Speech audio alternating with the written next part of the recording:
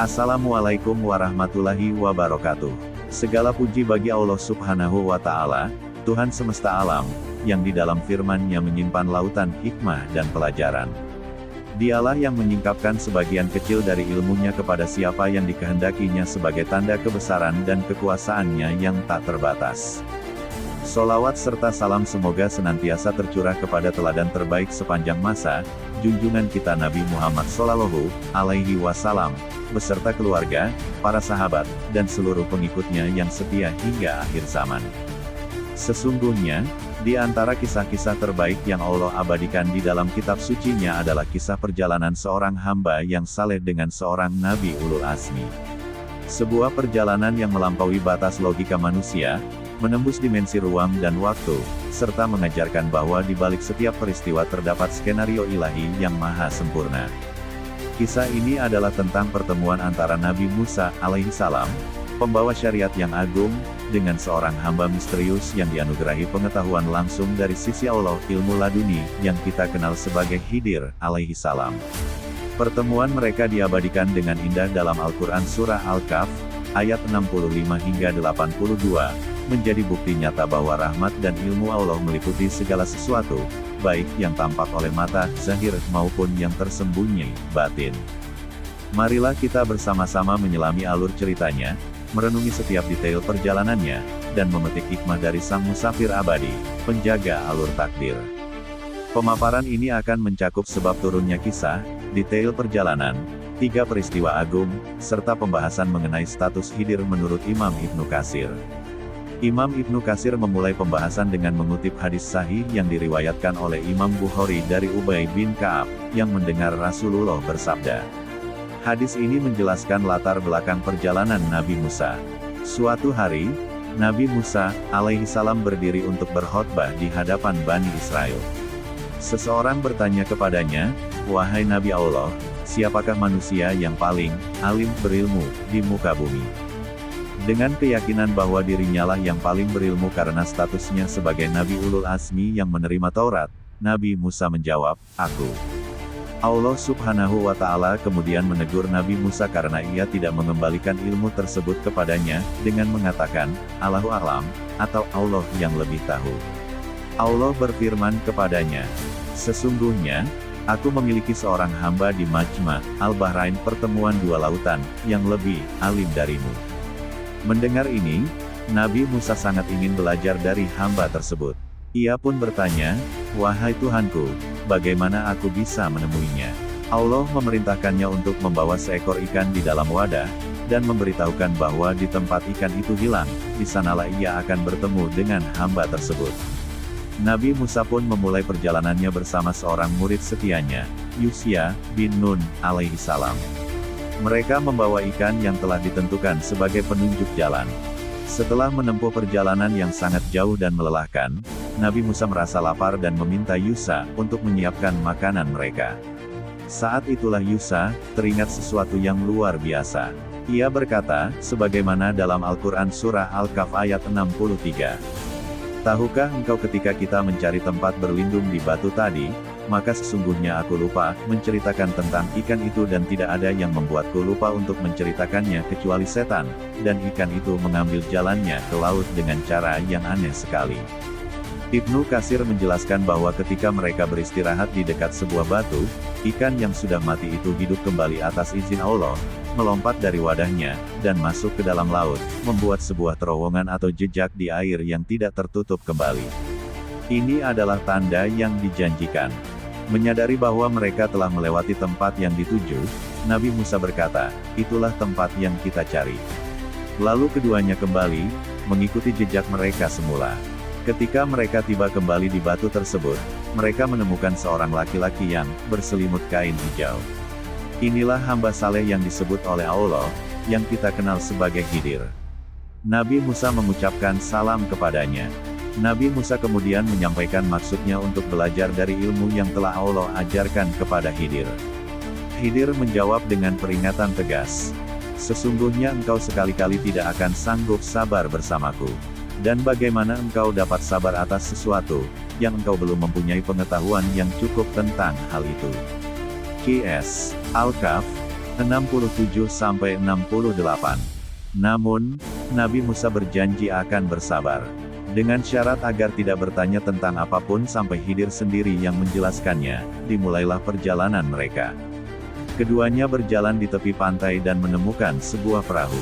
Mereka meminta kepada pemiliknya agar diizinkan menumpang, dan para pemilik perahu yang baik hati itu mengizinkan mereka naik tanpa bayaran.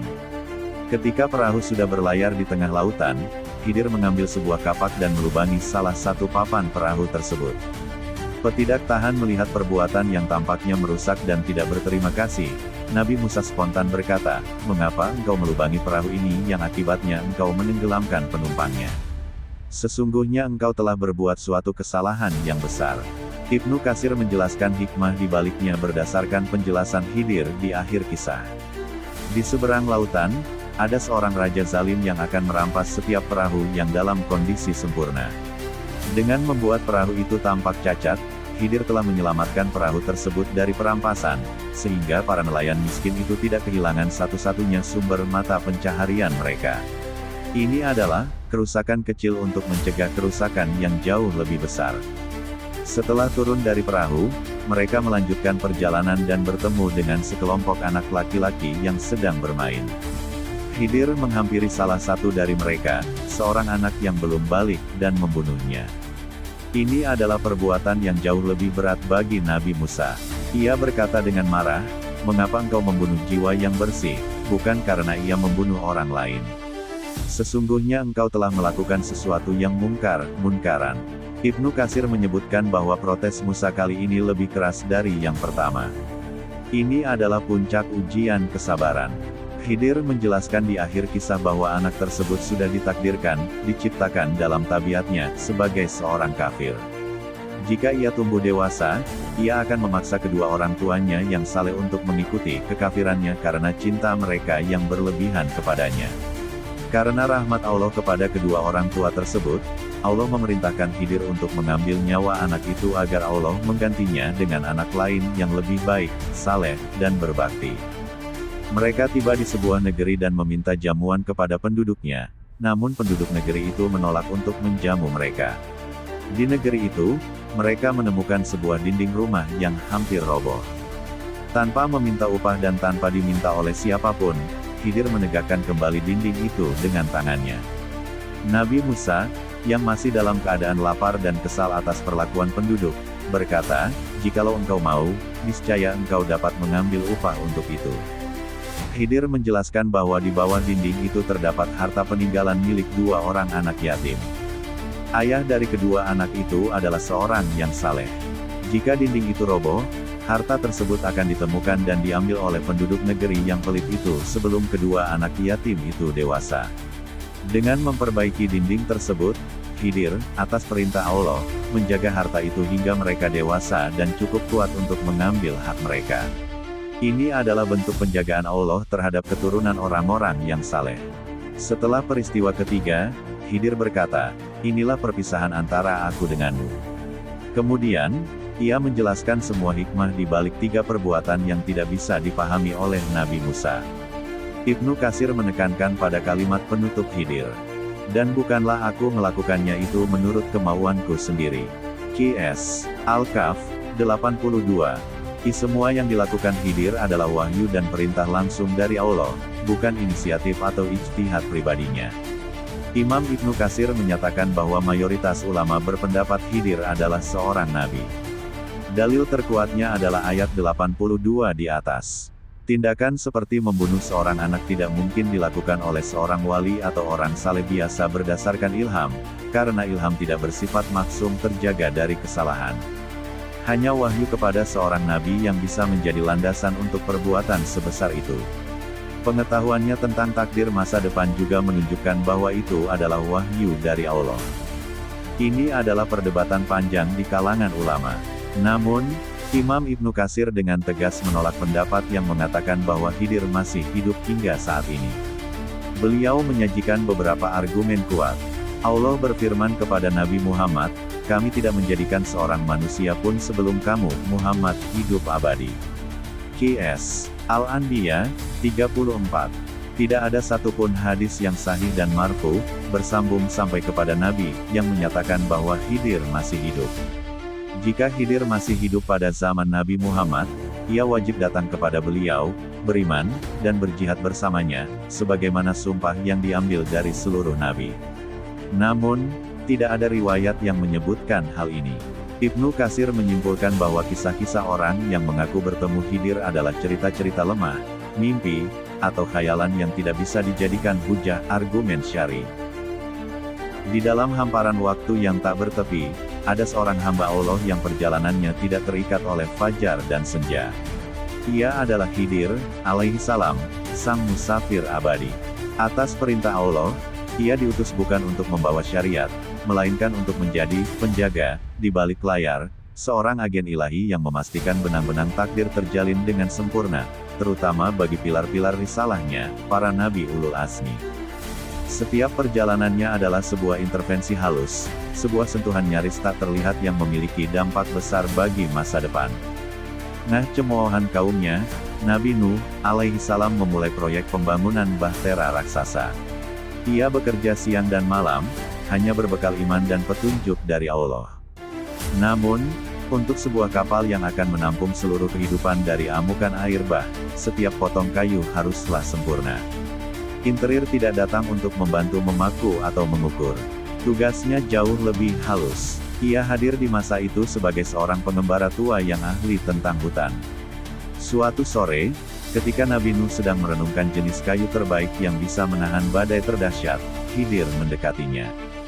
"Wahai hamba Allah yang taat," sapanya dengan lembut, "angin membawa kabar bahwa engkau sedang membangun sesuatu yang agung atas perintah Tuhanmu." Tanpa menunggu jawaban, ia menunjuk ke arah sebuah lembah tersembunyi yang belum pernah dijelajahi siapapun. Di balik bukit itu, di sebuah lembah yang dialiri 7 mata air, tumbuh pohon-pohon goper yang akarnya menghujam hingga ke jantung bumi. Kayunya tidak akan lapuk oleh air dan tidak akan patah oleh gelombang. "Itulah kayu yang kau butuhkan." Setelah berkata demikian, Khidir berbalik dan menghilang di antara pepohonan. Nabi Nuh mengikuti petunjuk itu, menemukan kayu dengan kualitas luar biasa yang menjadi tulang punggung bahteranya. Sebuah petunjuk sederhana dari orang asing, memastikan bahwa bahtera penyelamat itu memiliki pondasi terkuat untuk menghadapi murka alam. Khidir telah menjaga benih keselamatan. Nabi Ibrahim, alaihi salam, sang bapak tauhid, dijatuhi hukuman mati oleh Raja Namrud. Ia akan dibakar hidup-hidup di hadapan seluruh rakyat. Api raksasa dinyalakan selama berhari-hari hingga burung pun tak berani melintas di atasnya karena panasnya. Perintah Allah, "Wahai api, menjadi dinginlah, dan menjadi keselamatanlah bagi Ibrahim." Qs. Al-Anbiya 69 adalah sebuah mukjizat mutlak. Namun, Khidir ditugaskan untuk menyiapkan panggungnya. Beberapa minggu sebelum eksekusi, ia datang ke kerajaan Namrud sebagai seorang pedagang kayu dari negeri yang jauh. Ia menjual kepada para prajurit Namrud sejenis kayu bakar yang tampak sangat kering dan mudah terbakar. Ia mempromosikannya sebagai kayu yang akan menghasilkan panas paling dahsyat. Namun, di dalam serat kayu itu terkandung sejenis mineral langka yang, ketika terbakar, akan mengeluarkan uap tak terlihat. Uap ini tidak memadamkan api, tetapi mengubah struktur panasnya, membuatnya lebih mudah diperintah oleh Allah untuk menjadi dingin. Ketika Nabi Ibrahim dilemparkan, dan perintah Allah datang, api itu secara ajaib menjadi sejuk. Rakyat melihat mukjizat yang luar biasa. Mereka tidak pernah tahu bahwa seorang pedagang kayu asing telah membantu, menyetel, instrumen hukuman itu agar sempurna untuk panggung kebesaran Allah. Khidir telah menjaga momentum pembuktian. Ini adalah satu-satunya perjalanan di mana Khidir tidak bekerja di balik layar. Untuk Nabi Musa, alaihi salam, seorang nabi yang syariatnya berdasar pada logika dan hukum yang tampak, Allah memberinya kesempatan langka, sebuah pelajaran langsung tentang takdir dan ilmunya yang tersembunyi. Intervensi Khidir, perjalanan mereka adalah sebuah lokakarya ilahi. Melubangi perahu adalah pelajaran tentang mencegah bencana masa depan. Membunuh anak adalah pelajaran tentang rahmat Allah yang tersembunyi di balik tragedi. Memperbaiki dinding adalah pelajaran tentang menjaga amanah dari masa lalu. Bagi Nabi Musa, ini adalah intervensi paling pribadi. Khidir tidak hanya menjaga risalahnya, tetapi juga memperluas cakrawala ilmunya, menunjukkan kepadanya bahwa di balik hukum syariat yang tegas, ada lautan kebijaksanaan ilahi yang tak terduga. Khidir telah menjaga kedalaman pemahaman sang Nabi. Nabi Isa, alaihi salam diangkat oleh Allah ke langit, selamat dari penyaliban. Namun, misinya di bumi belum selesai. Ajarannya, Injil, harus tetap hidup melalui para muridnya, Hawariyun, yang kini menjadi buronan, diburu oleh tentara Romawi dan para pendeta yang menentangnya. Intervensi Khidir, tugas Khidir kali ini adalah menjadi pelindung warisan. Setelah peristiwa pengangkatan Nabi Isa, para Hawariyun tercerai-berai, ketakutan dan bersembunyi. Di pesisir Danau Galilea, di mana beberapa dari mereka kembali menjadi nelayan sambil bersembunyi, Khidir hadir. Ia muncul sebagai seorang nelayan tua yang pendiam. Ia tidak banyak bicara tentang teologi atau agama. Namun, ia menunjukkan kepada mereka gua-gua tersembunyi di tebing pantai yang hanya diketahui oleh para penyelundup kuno. Tempat ini aman dari mata para prajurit. Angin laut akan menghapus jejak kalian, ujarnya singkat. Gua-gua inilah yang menjadi tempat perlindungan bagi para Hawariyun. Di sana, dalam keremangan cahaya obor, mereka menuliskan kembali ajaran-ajaran Nabi Isa, menyalinnya, dan menyembunyikannya dari pengejaran. Tindakan Khidir yang sederhana, menunjukkan tempat persembunyian, memastikan bahwa Injil yang asli memiliki kesempatan untuk bertahan dan diwariskan. Khidir telah menjaga jejak risalah. Peristiwa hijrah adalah momen paling krusial bagi dakwah Islam. Nabi Muhammad dan Abu Bakar As-Siddiq bersembunyi di Gua Sur, sementara para pembunuh bayaran Quraisy dengan keahlian melacak yang luar biasa menyisir setiap jengkal gurun. Mukjizat sarang laba-laba dan 2 ekor merpati di mulut gua adalah pelindung utama dari Allah. Tugas Khidir adalah memastikan para pengejar itu kehilangan momentum krusial, memberi waktu agar mukjizat itu sempurna terpasang. Jauh sebelum para pengejar mendekati Gua Sur, salah satu kelompok yang dipimpin oleh pelacak paling ahli tersesat di persimpangan jalan setapak yang membingungkan. Di sana, mereka bertemu Khidir yang menyamar sebagai seorang penggembala Badui yang linglung. "Kalian mencari 2 orang?" tanyanya dengan tatapan kosong. "Tadi aku melihat 2 orang berjalan tergesa-gesa ke arah lembah kering di barat sana. Mereka bilang sedang mengejar unta mereka yang hilang, unta terbaik di seluruh Arab." Umpan yang dilemparkan Khidir, tentang unta terbaik, memancing keserakahan dan mengalihkan perhatian mereka. Kelompok pengejar itu membuang waktu 1 jam untuk memeriksa lembah yang salah. Waktu 1 jam yang terbuang itu sudah lebih dari cukup bagi laba-laba untuk menyelesaikan jaringnya yang rapuh dan bagi sepasang merpati untuk bersarang dengan tenang di mulut gua. Ketika para pengejar akhirnya tiba di Gua Sur, mereka hanya melihat pemandangan yang mustahil dilewati manusia tanpa merusaknya. Khidir, sang penggembala, telah lama menghilang. Ia telah menjaga ketepatan waktu bagi turunnya pertolongan Allah. Demikianlah perjalanan sunyi Nabi Khidir. Ia tidak tercatat dalam sejarah sebagai pahlawan, namanya tidak disebut dalam pertempuran.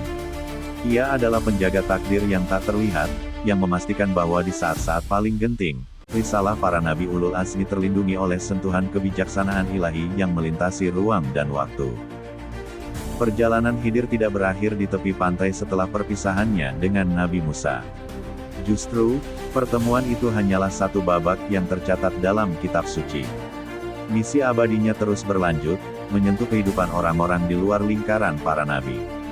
Ia adalah pelaksana kehendak ilahi yang sunyi, dan tindakannya adalah gema yang merambat di lorong-lorong waktu, membentuk masa depan dengan cara yang tak terduga.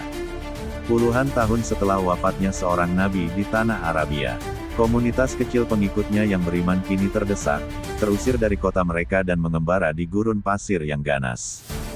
Jumlah mereka menyusut, perbekalan habis, dan harapan mulai padam bersama teriknya matahari. Mereka berada di ambang kepunahan, dan bersama mereka, ajaran tauhid murni di wilayah itu. Di puncak keputusasaan mereka, saat bibir-bibir telah kering dan tangis anak-anak telah melemah, sesosok musafir tua mendekati kafilah mereka. Wajahnya legam terbakar matahari, janggutnya memutih oleh debu, dan ia hanya membawa sebuah tongkat kayu sederhana. Ia bukan sosok yang mengintimidasi, melainkan memancarkan ketenangan. Tanpa banyak bicara, ia berjalan ke sebuah cekungan di antara bebatuan yang tampak sama keringnya dengan seluruh gurun. Ia menancapkan tongkatnya ke tanah berpasir itu. Ketika ia mencabutnya, setetes air merembes keluar dari lubang kecil bekas tongkatnya, membasahi sejumput pasir. Ia menoleh kepada pemimpin kafilah itu dan berkata dengan suara serak, "Rahmat Tuhanmu lebih dekat dari urat lehermu. Galilah di mana tanah ini menangis." Setelah itu, ia berbalik dan melanjutkan perjalanannya, menghilang di balik bukit pasir seolah tak pernah ada. Didorong oleh percikan harapan terakhir, kaum yang kehausan itu mulai menggali dengan tangan dan sisa peralatan mereka. Tak lama, mereka menemukan sebuah mata air tersembunyi yang deras. Mata air itu tidak hanya menyelamatkan mereka dari kematian. Ia menjadi jantung dari sebuah oase baru. Mereka membangun pemukiman di sekitarnya, yang kelak dikenal sebagai Ain Ar-Rahmah, mata air kasih sayang. Komunitas itu selamat, berkembang, dan dari garis keturunan mereka, ratusan tahun kemudian, lahir para ulama dan penghafal kitab suci yang menyebarkan kembali cahaya iman ke seluruh penjuru negeri. Gema dari satu tusukan tongkat Khidir adalah denyut nadi sebuah peradaban yang diberkahi. Abad ke-9 Masehi, di puncak zaman keemasan Islam. Di dalam Bait Al-Hikmah, rumah kebijaksanaan, di Baghdad, para ilmuwan dari seluruh dunia berkumpul. Udara dipenuhi aroma kertas tua, tinta, dan perdebatan intelektual yang sengit. Di tengah denyut keilmuan itu, ada seorang ahli matematika dan astronom muda yang brilian bernama Al-Farazi, nama fiktif. Ia berada di ambang sebuah penemuan besar tentang gerak planet, tetapi pikirannya terkunci oleh model-model kuno dari Yunani. Selama berbulan-bulan ia menatap angka dan diagram yang sama, membuatnya frustrasi hingga ingin membakar seluruh penelitiannya. Di salah satu sudut perpustakaan yang ramai, bekerja seorang penjilid buku tua yang pendiam. Ia adalah Khidir, yang menyamar sebagai pengrajin buku dari Persia. Semua orang mengenalnya, tetapi tak ada yang benar-benar memperhatikannya. Suatu malam, saat Al-Farazi yang putus asa hendak meninggalkan perpustakaan, ia secara tidak sengaja menabrak penjilid buku tua itu, membuat beberapa lembar perkamen berisi rumus-rumus rumit berhamburan. Saat mereka berdua memunguti kertas-kertas itu, Khidir melirik sebuah diagram orbit yang kompleks. Dengan tatapan polos, ia bertanya, "Wahai Tuan yang bijak, engkau begitu sibuk menghitung bagaimana sebuah planet berputar mengelilingi titik pusat. Pernahkah kau berpikir bahwa mungkin, titik pusatnya itulah yang bergerak?" Pertanyaan itu, yang begitu sederhana namun radikal, seolah menjadi kunci yang membuka gerbang di benak Al-Farazi. Selama ini ia terpaku pada asumsi bumi sebagai pusat. Pertanyaan orang biasa, itu memaksanya untuk membuang asumsi lamanya. Ia kembali ke mejanya dengan semangat baru, dan dari sanalah lahir sebuah teori heliosentris awal yang merevolusi cara pandang manusia terhadap alam semesta. Gema dari satu pertanyaan filosofis Khidir mengguncang pondasi astronomi dan membuka jalan bagi penemuan-penemuan besar di masa depan. Masa kini, di sebuah kota metropolitan yang hiruk-pikuk. Era informasi digital, di mana kebenaran dan kebatilan bercampur aduk dalam arus media sosial yang tak terbendung. Generasi muda muslim berisiko hanyut dalam keraguan dan pemahaman dangkal tentang agama mereka. Seorang programmer wanita muda yang cerdas dan idealis sedang membangun sebuah aplikasi Islami yang canggih. Tujuannya baik, membuat Islam relevan bagi generasinya. Namun, tanpa ia sadari, algoritmanya terlalu fokus pada logika dan debat, dan mulai mengesampingkan aspek spiritualitas, adab, dan kedalaman hati. Platformnya berisiko menciptakan generasi yang pandai berdebat tetapi kosong jiwanya. Khidir hadir di sana sebagai seorang petugas kebersihan malam di gedung kantor tempat tim programmer itu bekerja. Ia seorang bapak tua yang selalu tersenyum, menyapu lantai tanpa suara, dan sesekali menawarkan teh hangat kepada mereka yang lembur. Suatu dini hari, saat sang programmer menatap layarnya dengan lelah, Khidir meletakkan secangkir teh di mejanya. Ia melirik diagram jaringan kompleks di monitor, lalu berujar dengan lembut, "Nduk, jaringan yang kau buat ini indah sekali, seperti jaring laba-laba raksasa. Tapi ingatlah, bahkan jaring laba-laba yang paling kuat pun butuh satu titik jangkar yang menempel kokoh pada dahan. Tanpa jangkar itu, jaring seindah apapun akan robek diterpa angin pertama." Analogi, titik jangkar, itu menyentak sang programmer lebih keras dari ribuan baris kode. Ia tiba-tiba sadar bahwa proyeknya tidak memiliki jangkar. Ia telah membangun sebuah sistem canggih tanpa pondasi spiritual yang kokoh. Ia dan timnya merombak total pendekatan mereka. Mereka mulai bekerja sama dengan ulama-ulama tasawuf, mengintegrasikan konten tentang penyucian jiwa, tazkiyatun nafs, adab, dan hikmah. Aplikasi mereka pun menjadi sebuah suara yang tidak hanya mencerahkan akal, tetapi juga menenangkan hati jutaan penggunanya. Gema dari sebuah nasihat sederhana Khidir menjadi jangkar spiritual bagi sebuah generasi di tengah badai informasi.